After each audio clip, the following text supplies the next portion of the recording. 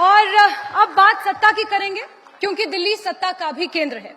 और दिल्ली की सत्ता के बारे में खास बात पता है क्या, कि वो बहुत देर तक और बहुत लंबे समय तक किसी एक दल के हाथ में नहीं रही, और लोकतंत्र की खूबसूरती भी यही है। लेकिन कभी देश की सबसे बड़ी पार्टी दिल्ली की सियासत से ही गायब हो जाए, ये आश्चर्यजनक बात तो लगती है। हम कांग्रेस की बात कर रहे हैं, जिसका एक भी विधायक आज दिल्ली की विधानसभा में नहीं है। आखिर दिल्ली की सियासत में कैसे और कहां गुम हो गई है कांग्रेस, इस पर चर्चा करने के लिए मैं मंच पर आमंत्रित करना चाहूंगी कांग्रेस के कोषाध्यक्ष और राज्यसभा सांसद अजय माकन जी को, और उनके साथ अपने वरिष्ठ सहयोगी अरुण कुमार।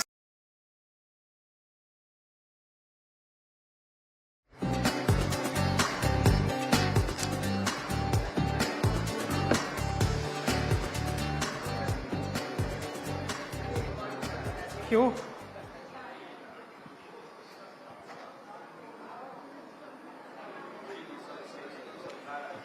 तो इतनी खूबसूरत ओपनिंग के बाद अब थोड़ा सा नेताओं को लोग नीरस मानते हैं अजय माकन जी, क्योंकि बहुत ही संगीत गीत का माहौल था।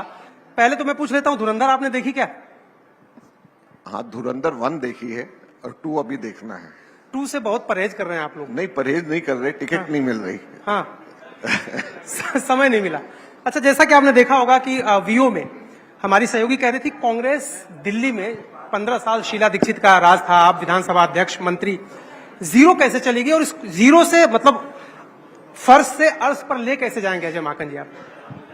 देखिए, सबसे पहले तो मैं आप लोगों को बधाई दूंगा कि आपने दिल्ली एनसीआर के ऊपर तवज्जो दी है, और आपको बधाई भी दूंगा और धन्यवाद भी दूंगा, क्योंकि आपके व्यूअर्स ये चाहते थे कि दिल्ली स्पेसिफिक इश्यूज भी आप लेकर के आए। अब आपका जो प्रश्न है, जैसे कि क्यों एकदम से गायब हो गए, उसका मुख्य कारण 2014 में जो हम लोगों ने केजरीवाल के 40 दिन की सरकार बना करके जो समर्थन किया, उसका वो खमियाजा और वो उस गलती को हम लोग अभी तक भुगत रहे हैं। आज आप ये मान रहे हैं ऑन द रिकॉर्ड हमारे चैनल पर कि केजरीवाल का समर्थन करना आपकी गलती थी और आगे वैसी गलती फिर नहीं होगी? बिल्कुल। उसके बाद में पार्लियामेंट इलेक्शंस में भी वही गलती हम लोगों ने फिर से दोहराई 2024 वाले में, और ये दोनों होने के बाद में जब चुनाव होते हैं तो कांग्रेस के सपोर्टर्स, कांग्रेस के वोटर्स ये कहते हैं कि हम लोग दूसरी पार्टी जो कि इनका समर्थन कर रही है उसको क्यों दें, हम सीधे के सीधे इनको क्यों नहीं दें। तो ये कारण बड़ा कारण है जिसकी वजह से हम लोग बाहर हुए। नहीं तो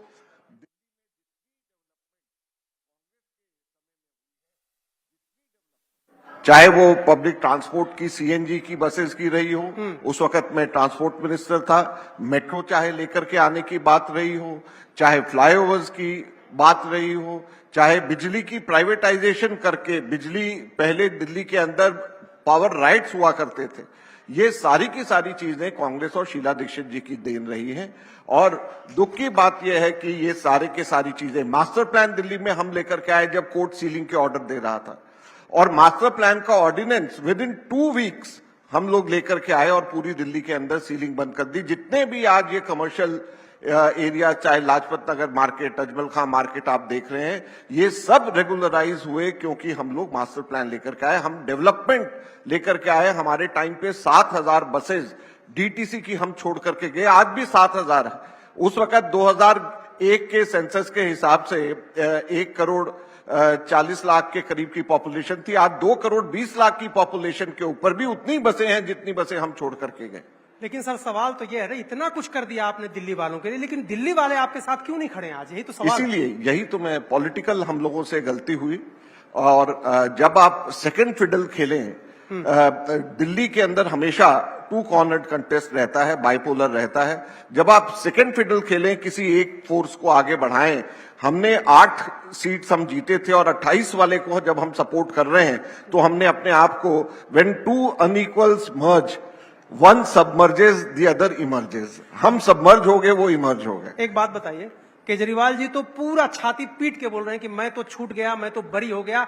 आपने शराब घोटाले पर न जाने कितनी प्रेस कॉन्फ्रेंस की, कितने तथ्य रखे, सबूत रखे, कोर्ट से उन्होंने कहा कि मैं बरी हो गया। आप मानते हैं कि वो बेदाग हैं?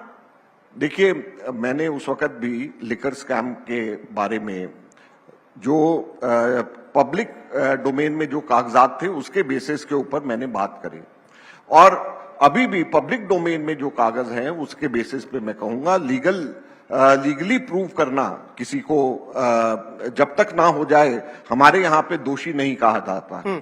तो इसलिए मैं क्योंकि अब एक कोर्ट से वो बरी हो गए हैं, तो इसलिए मैं अब इस वक्त चुप रहूंगा, देखूंगा अभी हाई कोर्ट में क्या होगा।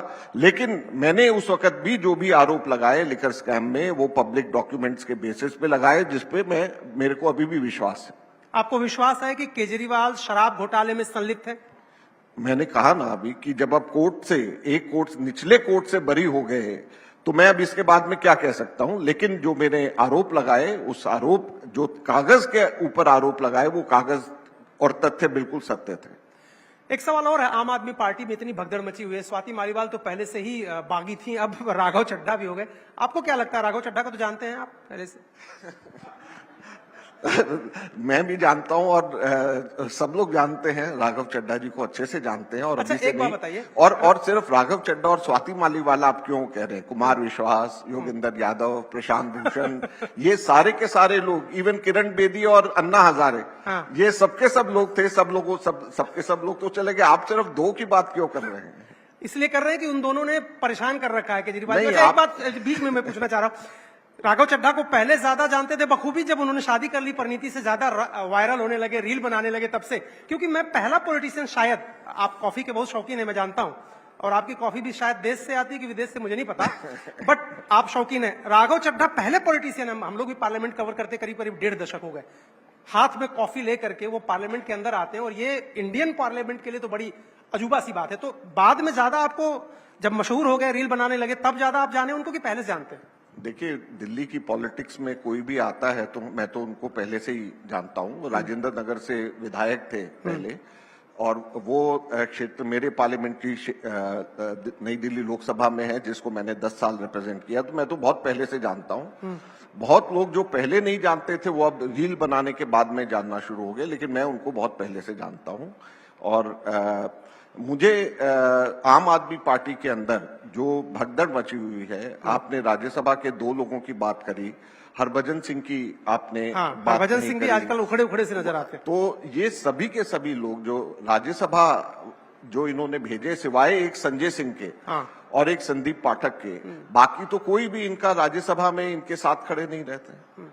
क्या वजह हो सकती है? आपको लगता है Raghav Chadha blue eyed boy थे, केजरीवाल के इतने करीब थे, पूरा पंजाब उनको सौंप दिया था, क्या वजह लगता है? अजय माकन जी, आप बड़े अनुभवी हैं, आप विधानसभा अध्यक्ष रह चुके, राज्य में मंत्री, केंद्र में मंत्री, अब तो खजांची हैं कांग्रेस पार्टी के, बिना आपके तो पत्ता नहीं हिलता। नहीं, इससे क्या मतलब जो आपने प्रश्न पूछा, ये दोनों तो अलग अलग चीज वो खजाने की सेहत पे भी मैं आने वाला हूँ, पहले जरा राघव चड्ढा के बारे में बता दीजिए। देखिए, आम आदमी पार्टी ने दिल्ली में निराश किया लोगों को, और जिस सोच से आम आदमी पार्टी बनी उस सोच से लोगों को निराशा हुई। नाम क्या है? आम आदमी पार्टी, और जेब में 2 रुपए का रेनॉल्ड पेन रखते हैं और हवाई चप्पल पहनते हैं। तो जब आम आदमी की पार्टी जब नाम रखा, मैं कोई घोटाले वगैरह की बात नहीं कर रहा, शीश महल जो उन्होंने अपना मकान बनाया उसके ऊपर सैकड़ों करोड़ रुपए खर्च कर दिए, ये कैसे आप जस्टिफाई करते हैं?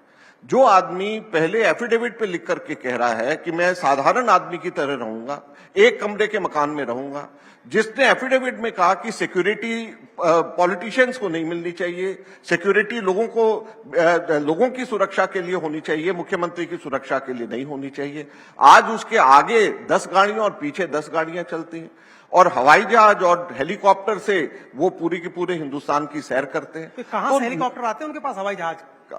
उनको ये राघव चड्ढा जी बताएंगे, अब अलग हुए हैं, क्योंकि वो भी एक टाइम के ऊपर उनके ट्रेजर थे। तो ये हम लोगों को, इसलिए हमें तो पहले से ही मालूम था कि भी ये कोई आम आदमी वाली बात नहीं है इनमें। दिल्ली के अंदर भी जब उनको मौका मिला तो उन्होंने कोई दिल्ली में डेवलपमेंट नहीं कराई। लोकपाल के नाम पे ये पार्टी बनी थी, आज कहां है लोकपाल? क्यों नहीं दिल्ली के अंदर लोकपाल लेकर के आए? वो कहते हैं कि दिल्ली में लोकपाल इसलिए नहीं लेकर के आए क्योंकि दिल्ली के अंदर यूनियन टेरिटरी हमें एलजी ने इजाजत नहीं दी। चलो दिल्ली यूनियन टेरिटरी, पंजाब तो पूरा स्टेट है, वहां लोकपाल ले आओ। पंजाब में क्यों नहीं लाए? वहां पे क्यों नहीं लेकर के आए? तो लोकपाल के नाम पे जो पार्टी जन्मी, लोकपाल वो भूल गए।